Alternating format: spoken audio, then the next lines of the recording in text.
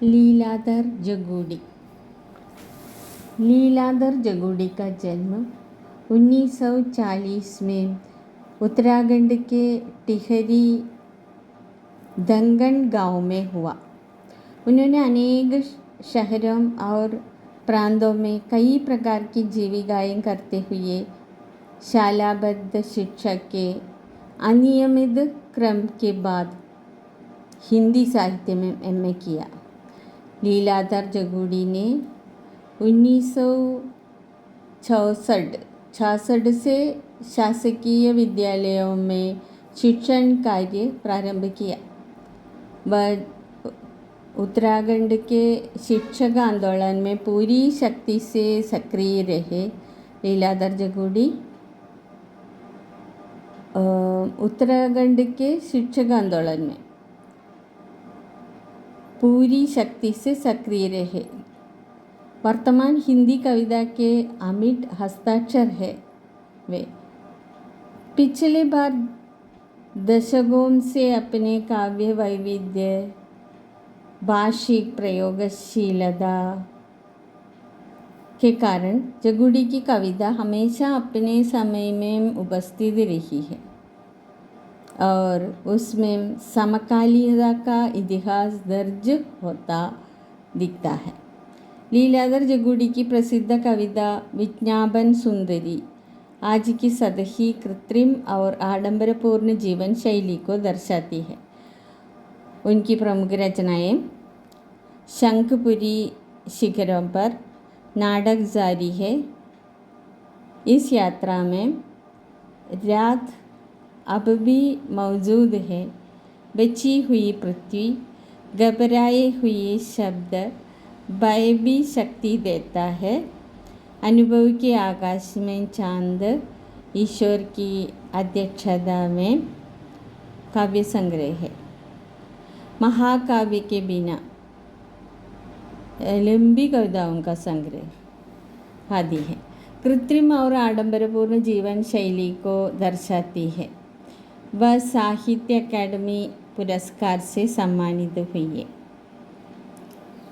ലീലാധർ ജഗൂഡിയെക്കുറിച്ചാണ് നമ്മൾ വായിച്ചത്. ലീലാധർ ജഗൂഡി ജനിച്ചത് 1940 ഉത്തരാഖണ്ഡിലെ ടിഹരി ദങ്കൺ ഗ്രാമത്തിലാണ്. അദ്ദേഹം ഒരുപാട് അനുഭവങ്ങളുള്ള അദ്ദേഹം ടൗണിലും മറ്റ് ഗ്രാമപ്രദേശത്തും ഒക്കെ ഉപജീവന മാർഗങ്ങൾ പലതും സ്വീകരിച്ചുകൊണ്ട് അദ്ദേഹം ഒരുപാട് അനുഭവങ്ങൾക്ക് ഒരു സാക്ഷ്യമാണ്. അദ്ദേഹത്തിന് അവസാനം ഹിന്ദി സാഹിത്യത്തിൽ എംഎ എടുത്തു. ലീലാധർ ജഗൂഡി 1966 ഉണ്ടായ ഈ ടീച്ചേഴ്സ് മൂവ്മെൻറ്റ്സ് ഉണ്ടല്ലോ, അതിലൊക്കെ പങ്കെടുത്തു. വളരെ ആക്റ്റീവായിരുന്നു. പിന്നെ അദ്ദേഹം ഒരുപാട് ടച്ചിങ് ആയിട്ടുള്ള, അതായത് വൈവിധ്യമാണ്, അതായത് ഒരു പ്രത്യേകത, ഒരുപാട് പിന്നെ വ്യത്യസ്തത പുലർത്തുന്ന ഇമേജസൊക്കെ ആയിട്ട് അങ്ങനെ വ്യത്യസ്തത പുലർത്തുന്ന കവിതകളാണ് അദ്ദേഹം എഴുതിയിരുന്നത്. പിന്നെ അതുപോലെ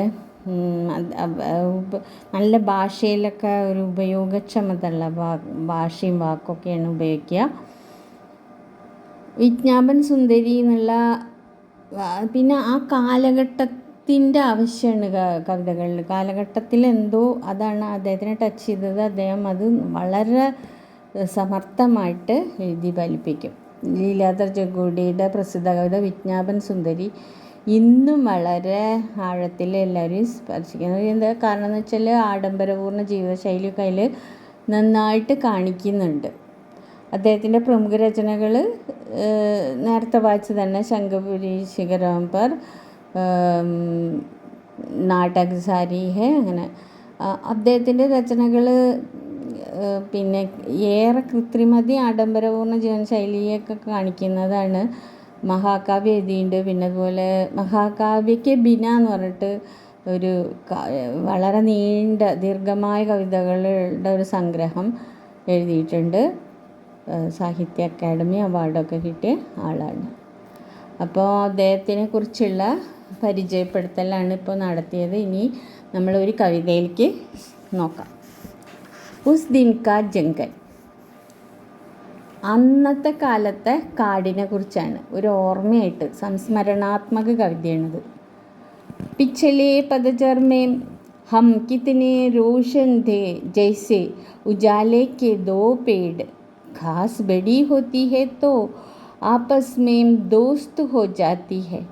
पेड़ बड़े होते हैं तो अकेले ही जाते हैं, अपने आप में उलझे हुए. അപ്പോൾ ഇതിൽ ഓരോന്നും അതെ പതച്ചർ. ഈ പതച്ചർ ഇലപൊഴിയും കാലമാണ്. അത് ശരത്കാലത്ത് എന്താ ഒരു പ്രത്യേകത എന്ന് വെച്ചാൽ വളരെ ഈ ഇമേജസിലൂടെ അദ്ദേഹം കാണിച്ചു തരുന്നത് വളരെ എല്ലാം കൊണ്ടും തുറന്ന് എല്ലാം പൊഴിഞ്ഞ് എല്ലാം പോയിട്ടുള്ള അസ്തിത്വം. അതായത് ഒരു തരത്തിലുള്ള കാട്ടിക്കൂട്ടലുകളും അവിടെ ഇല്ല. എല്ലാം പോയിക്കഴിഞ്ഞ സത്യമായ ഒരു കാലം. അതൊക്കെ പക്ഷെ പ്രതീക്ഷകൾ അവിടെ ഇരിപ്പുണ്ട്. കാരണം ആ കാലത്തിന് ശേഷമാണ് പൂവും തളിരുകൾ വരിക. അപ്പോൾ ആ പതച്ചർന്നുള്ള ഇതിന് തന്നെ പിച്ചലേ പതച്ചർന്ന് കഴിഞ്ഞ ആ കാലത്ത് പതച്ചറിൽ ഇലപ്പൊഴിയും കാലത്ത് ഹം കിത്തനെ രോഷൻ ദേ, നമുക്ക് എത്ര പ്രകാശം ഉള്ളതായിരുന്നു. ജൈസെ ഉജാലയ്ക്ക് ദോ പേട്, നമ്മൾ ഉജാലയുടെ പ്രകാശത്തിൻ്റെ 2 വൃക്ഷങ്ങൾ എന്ന പോലെ നമ്മളെത്ര വളരെ വെളിച്ചം നൽകുന്നവരായിരുന്നു. അത് ഇലപ്പൊഴിയും കാലത്ത് ശരിക്ക് ഒരു തരം എല്ലാവർക്കും ഒരു അവസ്ഥയാണ് പറയുക. പക്ഷെ ഇവിടെ കവി സ്വീകരിക്കുന്നത് അത്രയും സത്യസന്ധമായ ഇലപൊഴിയും കാലത്ത് ഒരു പ്രകാശക്കൂട്ടം, 2 പ്രകാശ വൃക്ഷങ്ങളെ പോലെയായിരുന്നു. ഘാസ് ബഡി ഹോത്തി ഹെ തോ ആപസ് മേം ദോസ്ത് ഹോ ജാത്തി ഹെ. ഒരുപാട് പുല്ലുണ്ട്, വളരെ നീളമുള്ള പുല്ലുകളൊക്കെ പരസ്പരം ഫ്രണ്ട്ലിയാണ്, എല്ലാവരോടും സുഹൃത്ത് ബന്ധം കൂടും അവർക്കൊക്കെ. അതായത് പുല്ല് പൊതുവേ നിലത്തൊട്ടിയിരിക്കുകയല്ലേ ചെയ്യുക. ഉയർന്ന പുല്ലുകൾ അങ്ങോട്ടും ഇങ്ങോട്ടുമൊക്കെ ചാടി, അതായത് വളരും തോറും അവർക്ക് സൗഹൃദ ബന്ധം കൂടും. പേട് ബഡേ ഹോത്തെ ഹെ തോ അക്കേലേ ഹി ജാത്തെ ഹെ. വൃക്ഷം അങ്ങനെയല്ല, മരം ഉയരുന്തോറും അത് ഒറ്റപ്പെടുകയാണ് ചെയ്യുന്നത്, ഏറെ ഒറ്റയ്ക്കാവും. പിന്നെ അതിൻ്റെ തലയിൽ അതിൻ്റെ പ്രശ്നങ്ങൾ തന്നെ, അതായത് റൂട്ടും കൊമ്പും ഒക്കെ അതിന് ശിഖരങ്ങൾ ഉണ്ടാക്കാനും വേരുകളാണെങ്കിൽ അടിയിൽ ഉറവ കിട്ടാനൊക്കെ ആയിട്ട് അതിൻ്റേതായ പ്രശ്നങ്ങളിൽ ഉഴറിയിരിക്കും വൃക്ഷം. പുല്ലിന് അങ്ങനെയൊന്നുമില്ല. അപ്പോൾ ഇത് രണ്ടും താരതമ്യം ചെയ്യണത് രണ്ടും ഈ ഭൂമിയിലുള്ള നമ്മുടെ മനുഷ്യരുടെ ഇടയ്ക്കും അങ്ങനത്തെ പെട്ടെന്ന് സുഹൃത്ത് ബന്ധം ഉണ്ടാക്കുന്നവരും കുട്ടിക്കാലത്ത് വളരെ എല്ലാവരെയായിട്ട് വളരെ സ്നേഹത്തിൽ കഴിയും. കുറച്ച് കഴിഞ്ഞാൽ മരമായി കഴിഞ്ഞാൽ വൻവൃക്ഷമാകുമ്പോഴത്തിന് കൂടും അകലെയാണ് ചെയ്യുക ബന്ധങ്ങളിൽ നിന്നൊക്കെ. അപ്പോൾ അവിടെ ബന്ധത്തിൻ്റെ പ്രത്യേകത പുല്ലും വൃക്ഷവുമായിട്ട് താരതമ്യം ചെയ്യാണ്. പുരാനെ पेड़ों के सानिध्य में चिड़ियों के घोंसले थे. पुराने पानी में नए पानी के घुसने का शोर था. आसमान घोड़े से बादलों के पीछे पूरा छिपा हुआ था और हम 2 पेजों की तरह चिपके हुए थे. समय हमारे बीच चाकू की तरह नहीं घुसा था. ഇനി അദ്ദേഹം പറയുന്നത് ആ കാലത്തെ കാട്, ഈ കാട് തന്നെ ഒരു തരത്തിൽ പറഞ്ഞൊരു പ്രതീകാത്മകമാണ്. കാടിന് പല പാസ്റ്റും പ്രസൻറ്റും ഫ്യൂച്ചറും ഒക്കെ ഒന്നിച്ചുള്ള ഒരു സംഭവമാണ് കാട്. നമ്മളുടെ മനസ്സാകുന്ന ഒരു കാട്. അതിൽ പഴയതൊക്കെ എന്തൊക്കെ പറഞ്ഞാലും മറക്കാൻ ശ്രമിച്ചാലും ഓർമ്മകളുടെ കൂട്ടത്തിൽ അതങ്ങനെ വന്നുകൊണ്ടിരിക്കും. അതൊക്കെ ഒരു കാടാണ്.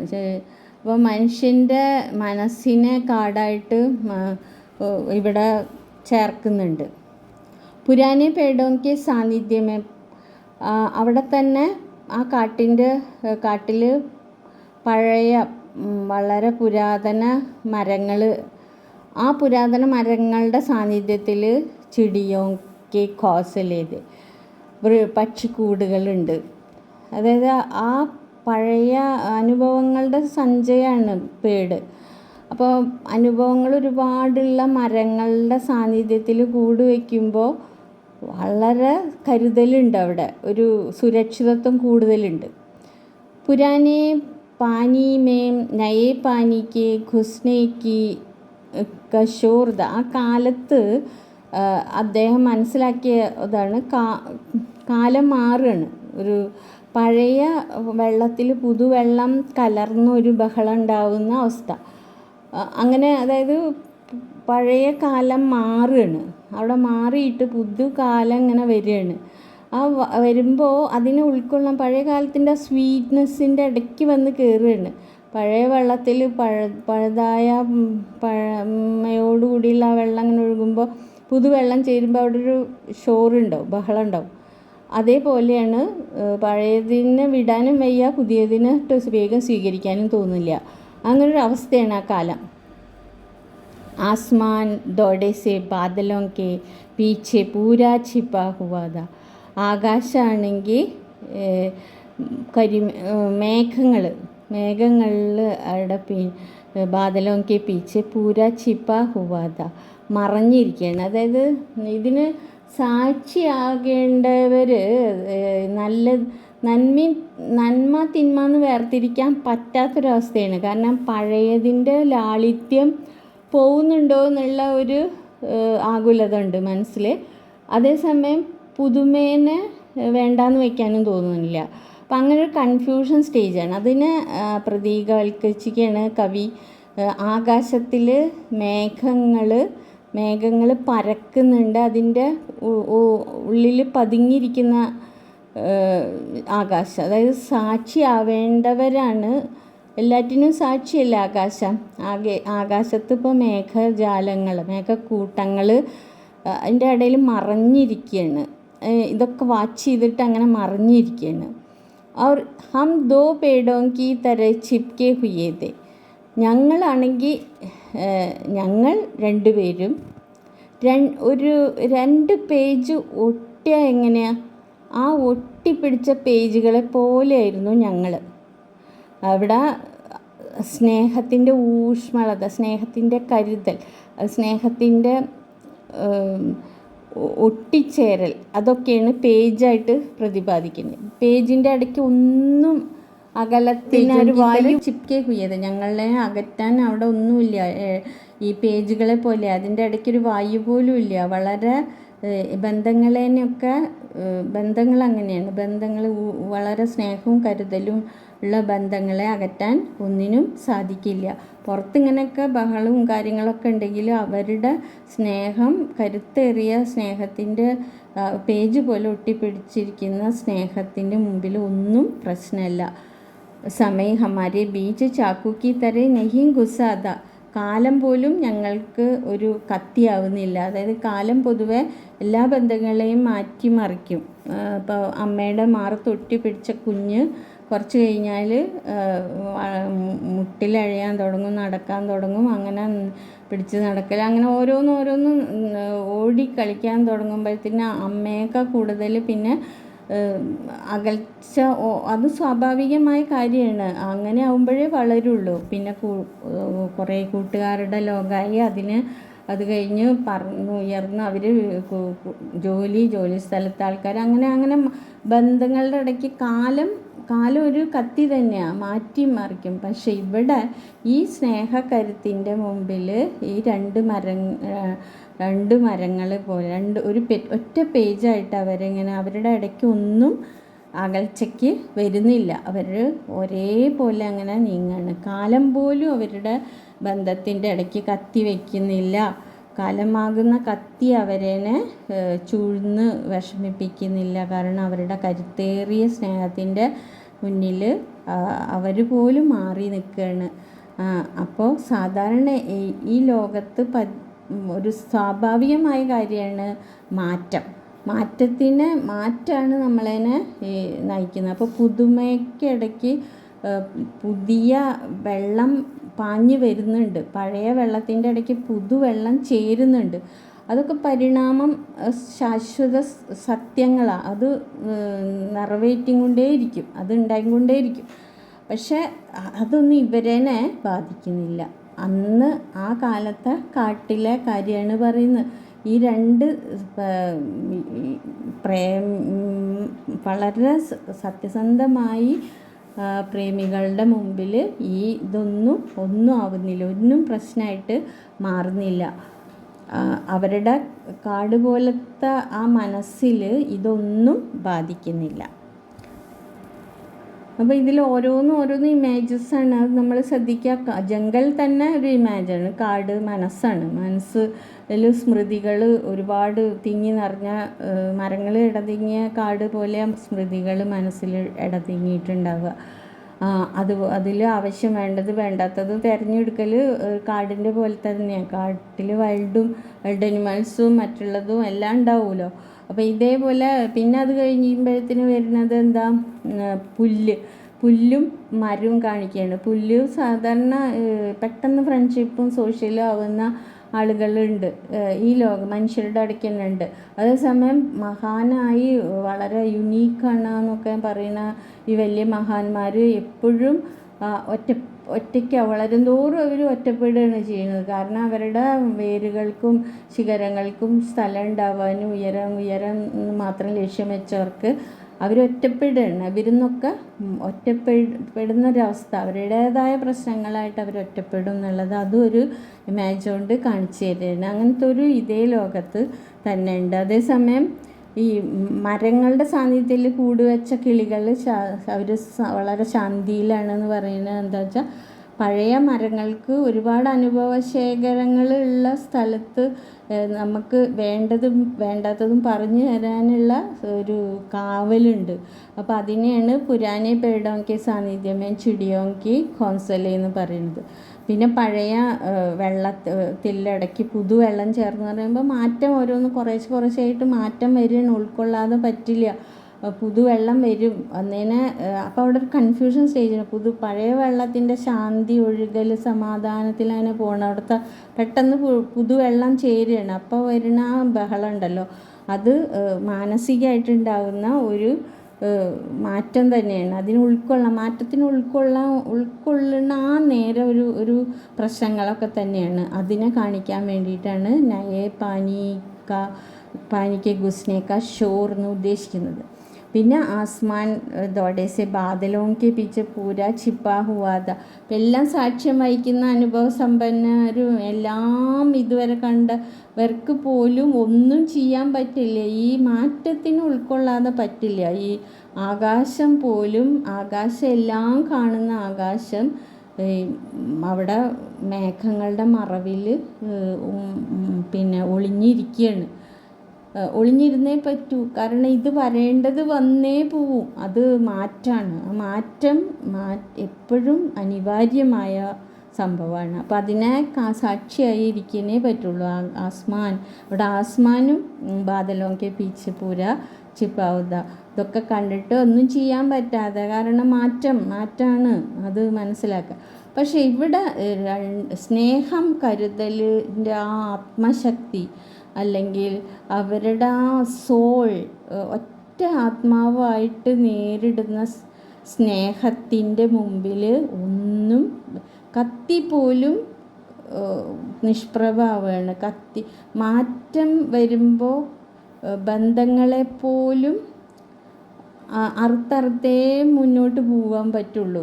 അങ്ങനെയാണ് മാറ്റം വരിക. ഞാൻ പറഞ്ഞില്ലേ, ഒരു കുഞ്ഞ് വളർന്ന് സ്വന്തം കാലിൽ നിൽക്കാറാവുമ്പോഴേക്ക് അവൻ്റെ ആദ്യം അമ്മ തൊട്ടിട്ട് ഇങ്ങോട്ട് വളരുന്ന ചുറ്റുപാടുകൾ ഓരോന്നും അറുത്തറുത്ത് അങ്ങനെ അറുക്കൽ അവിടെ സ്മൃതിപദത്തിൽ അതെപ്പോഴും ഉണ്ടാവുമെങ്കിലും സമയമാകുന്ന കത്തിയാണ് അവിടെ ഈ ബന്ധങ്ങളിൽ മാറ്റിയിട്ടാണ് പോവുക. ഇവിടെ സ്നേഹത്തിൻ്റെ ശക്തിയിൽ ഒരു ഒറ്റ പേജ് പോലെ, അതിൻ്റെ ഇടയ്ക്ക് ഒരു അകലുമില്ല, ഒറ്റ പേജ് ഒട്ടിപ്പിടിച്ചാൽ എങ്ങനെയാണ് പേജുകൾ തമ്മിൽ ഒട്ടിപ്പിടിച്ച അതേപോലെ സ്നേഹം, രണ്ട് ആത്മാക്കളുടെ സ്നേഹം ഉണ്ട് അവിടെ. അതിനെ ഇതൊന്നും ബാധിക്കുന്നില്ല, ആ സമയത്ത് ഒന്നും ബാധിക്കുന്നില്ല. പുറത്തെന്തൊക്കെയൊക്കെയോ നടക്കുന്നുണ്ട്, പക്ഷേ ഇവരുടെ സ്നേഹത്തിൻ്റെ ആ ഒരു ലയത്തിൽ അല്ലെങ്കിൽ ആ ഒരു ശക്തിയിൽ ബാക്കിയെല്ലാം നിഷ്പ്രഭമാണ്, ഒന്നുമല്ലാതെ ആവുകയാണ്. Next sense. അപ്പോൾ ഓരോന്നും ഇമേജസ് എല്ലാം ഇതിൽ ഓരോന്നിനും ആ പറച്ചിൽ ഓരോന്നും കാണിച്ചു തരുന്നുണ്ട്, ഓരോ കാലഘട്ടത്തിൻ്റെ മാറ്റം. എന്തൊക്കെയായാലും മാറ്റം അനിവാര്യമാണ് എന്നുള്ളതാണ് സത്യം. ഹമാരെ ചാരോം ഓർ ഹസാരോं वर्ष पुराना जंगल था, देख कर जिसने महसूस किया आने वाला वसंत दूर, उस दिन वह ऐसा जगह हमारे लावण्य भरे चेहरे को खाकर कि രാത്തോ രാത്ത് अपनी खाल का रंग बदलने लगा. അങ്ങനെ പൂർണ്ണമായ ആത്മാവ് തൊട്ട സ്നേഹത്തിൻ്റെ കരുത്തിൽ രണ്ട് പേര് അനശ്വരരായിട്ട് ഇരിക്കുകയാണ് ഇവിടെ. ഹമാരെ ചാരോർ, ഞങ്ങളുടെ നാലുപാടും ഹസാരോം വർഷ പുരാന ജംഗൽദ, ആയിരക്കണക്കിന് വർഷം പഴക്കമുള്ള കാടുണ്ടായിരുന്നു. ദേഖ് കർ ജിസ്നെ മഹസൂസ് കിയ, കണ്ടിട്ട് ഒരാൾക്ക് അനുഭവം തോന്നി, ഒരനുഭവമാണ്. ആനേവാല വസന്ത, അവിടെ ഒരു വസന്തം വരാൻ പോകുന്നുണ്ട്. അതായത് കാണുന്ന ഒരു കണ്ണിൽ ഈ വസന്തത്തിൻ്റെ ദീർഘദർശിത്വം കണ്ടു. അവിടെ വസന്തം എന്ന് പറയുന്നത് ശരത്കാലത്തിന് പൊട്ടയിട്ട് കാണുന്ന ശരത്കാലത്തിന് അല്ലെങ്കിൽ ഇലപൊഴിയും കാലത്തിനെ ഒരു മോശമാക്കിയിട്ടല്ല സത്യത്തിൽ കവിതയിൽ പറയുന്നത്. ഈ ശരത്കാലം എന്ന് പറയുമ്പോൾ അവിടെ എല്ലാം മനസ്സ്, അതായത് ഒരു മരത്തിൻ്റെ എല്ലാ ഇലകളും പൊഴിഞ്ഞേ പോയിട്ടും അവിടെ നിലനിൽപ്പുണ്ട്. അവിടെ ആ ഉറവയും എല്ലാം തേടി നടക്കുന്ന ഒരു മനസ്സുണ്ട്. അതായത് ആ സത്യസന്ധതയുടെ ഒരു കാലം, സ്ട്രഗിളും സംഘർഷവും എല്ലാം ഒത്തുചേർന്നാലും ആ കാലത്തിൽ അവിടെ ഒരു ഭയങ്കര എന്താ പറയണ്ടേ, ഏറ്റവും അടിത്തട്ടുന്ന് വരുന്ന സ്നേഹം അവരെ നയിക്കുന്നുണ്ട്. അതിൻ്റെ മുമ്പിൽ ഈ ഓട്ടം സീസൺ കഴിഞ്ഞിട്ട് സ്പ്രിങ് ടൈം വരണു എന്നുള്ളത് ഒരു വലിയൊരു ചേഞ്ച്. അവിടെ ചേഞ്ചിനെ മറികടക്കാൻ നമുക്ക് കഴിയില്ല എന്നുള്ളതിൻ്റെ ഒരു ഇതാണ്. ഒരു ദീർഘദർശനം നടത്തുന്ന ആ സ്പ്രിങ്ങിന് റെവല്യൂഷണറി ചേഞ്ച് ഉണ്ട്. അത് ആ മാറ്റം നമ്മളെ നയിക്കാതിരിക്കില്ല. എന്തെന്നെ വന്നാലും അവിടെ ഒരു മാറ്റം അനിവാര്യമാണ്. ഹസാരോം വർഷ പുരാന ജംഗൽ താക്ക്, ചുറ്റും പഴമയുടെ നിറകൂടായിട്ടുള്ള ചുറ്റും കാടുകളുണ്ട്. എന്നിട്ടും ഒരു വസന്തം പറഞ്ഞാൽ സ്പ്രിങ്ങിൻ്റെ അനിവാര്യമായ മാറ്റത്തിനെ ഉൾക്കൊള്ളാൻ തയ്യാറായിട്ടിരിക്കുകയാണ്. അതിനെ കണ്ടെത്തി അകലേന്ന് വരുന്നുണ്ട് ആ വസന്തം. ബസ് വഹ് ദിൻ വഹ് ऐसा ജഗ, ആ ദിവസം അവൻ ഉണർന്നു. ഹമാരെ ലാവണ്യ ബരെ ചെഹരെ ഗാക്കർ, അവിടെ ഞങ്ങളുടെ ഈ സത്യസന്ധമായ ആത്മാവ് ഒട്ടിച്ചേർന്ന സ്നേഹത്തിൻ്റെ ലാവണ്യം നിറഞ്ഞ ആ മുഖം ഭക്ഷിച്ചുകൊണ്ട് എന്ന് പറയുമ്പോൾ അർത്ഥാക്കേണ്ടത് ഞങ്ങളുടെ സ്നേഹമാർന്ന പഴമയുടെ ശുദ്ധിയുള്ള ശാന്തമായ അന്തരീക്ഷം കവർന്നെടുത്തിട്ട് പുതിയ ലോകം വരികയാണ്. അത് അനിവാര്യമാണ് അവിടെ. അത് ഞങ്ങളുടെ ലാവണ്യത്തെ കാർന്നു തിന്നു. ഞങ്ങളുടെ ലാവണ്യം നിറഞ്ഞ മുഖത്തെ എന്ന് പറയുമ്പോൾ ഇവിടെ ഉദ്ദേശിക്കുന്നത് ആത്മശുദ്ധിയുള്ള ആത്മാവിനെ തൊട്ടുണർത്തിയ സ്നേഹത്തിൻ്റെ കരുതലിൻ്റെ ആ ശാന്തിപൂർണമായ അന്തരീക്ഷത്തിലേക്കാണ് പുതിയ കാലം വന്നേ പറ്റൂ. അപ്പോൾ പുതിയ കാലം സ്പ്രിങ്ങാണ് അവിടെ, ഈ വസന്തം.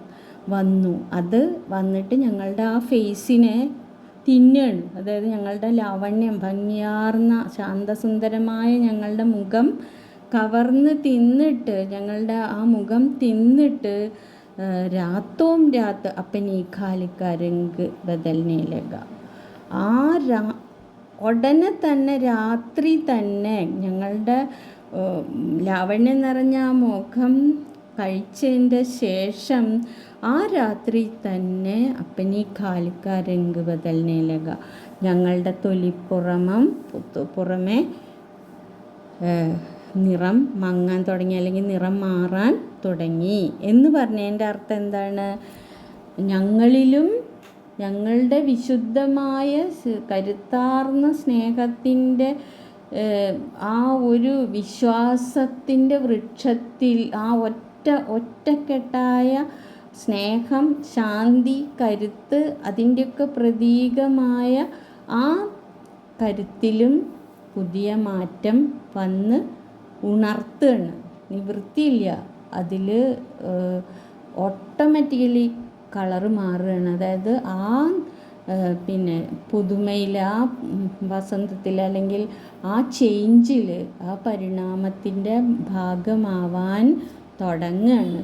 അതായത് സ്നേഹത്തിൽ നമ്മൾ ഉദ്ദേശിക്കുന്ന ആ കരുത്തും സ്നേഹവും ശാന്തിയും ഇനി വേറെ രൂപത്തിൽ ക്രിയാശേഷി അല്ലെങ്കിൽ സർഗശേഷികൾ നിറയ്ക്കുന്ന വേറൊരു ചേതനയാവാം.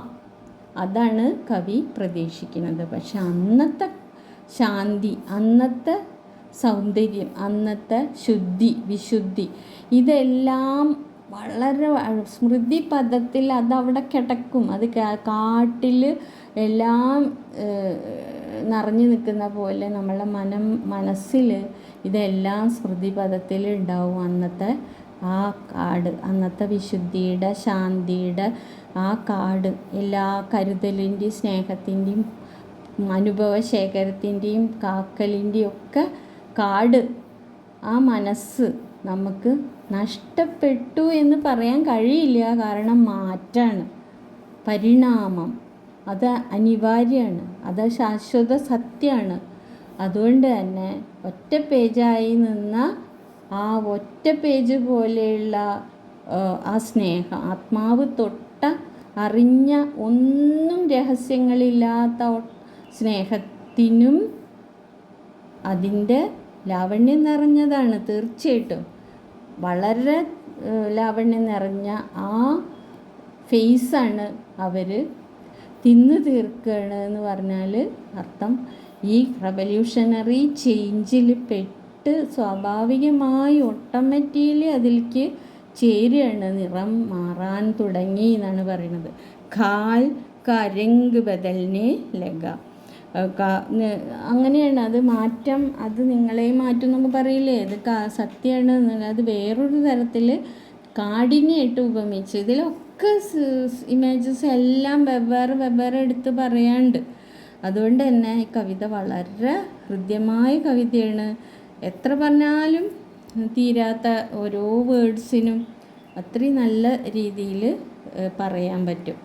അപ്പോൾ എത്ര നമ്മൾ ആഗ്രഹിക്കാതെ ഇരിക്കുമ്പോഴും മാറ്റം വരും.